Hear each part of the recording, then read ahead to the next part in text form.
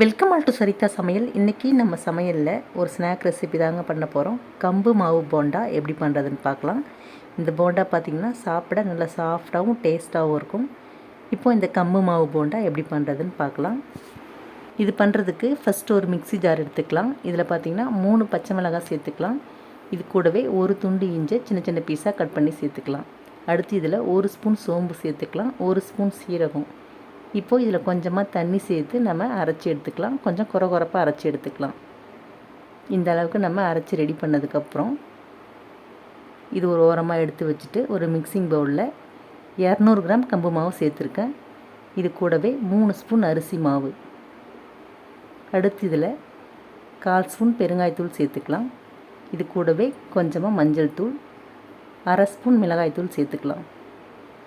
சேர்த்துட்டு இதுக்கு தேவையான அளவு உப்பு சேர்த்து விட்டு 1/4 ஸ்பூன் குக்கிங் சோடா சேர்த்துக்கலாம். சேர்த்துட்டு இப்போ நம்ம அரைச்ச அந்த பச்சை மிளகாய் இஞ்சி பேஸ்ட்டை சேர்த்துக்கலாம். நம்ம இஞ்சி, பச்சை மிளகாய், சோம்பு, சீரகம்லாம் அரைச்சி சேர்க்கும்போது கம்பு மாவோட வாசனை இல்லாமல் போண்டா நல்லா சூப்பராக டேஸ்ட்டாக இருக்கும். இப்போது இது கூடவே பார்த்திங்கன்னா 3 வெங்காயத்தை பொடியை நறுக்கி சேர்த்துக்கலாம்.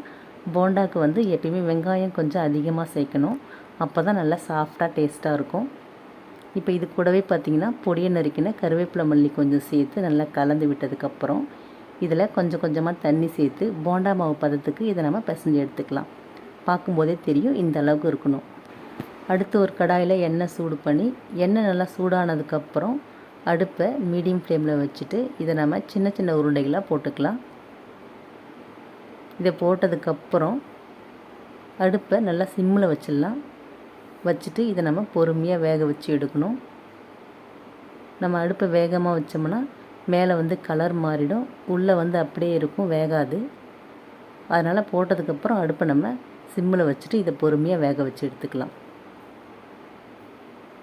இப்போ போட்டு விட்டு நல்லா செவந்து வந்ததுக்கப்புறம் இதை நம்ம எடுத்துடலாம். பார்க்கும்போதே தெரியும் நல்லா பொன்னிறமாக செவந்து வெந்து வந்திருக்கு. இதை எடுத்துட்டு மீதி உள்ளதையும் நம்ம இதே மாதிரி பொரிச்சு எடுத்துக்கலாம். அவ்வளோதாங்க, ரொம்பவே சூப்பராக நமக்கு கம்பு மாவு போண்டா ரெடி ஆகிடுச்சு.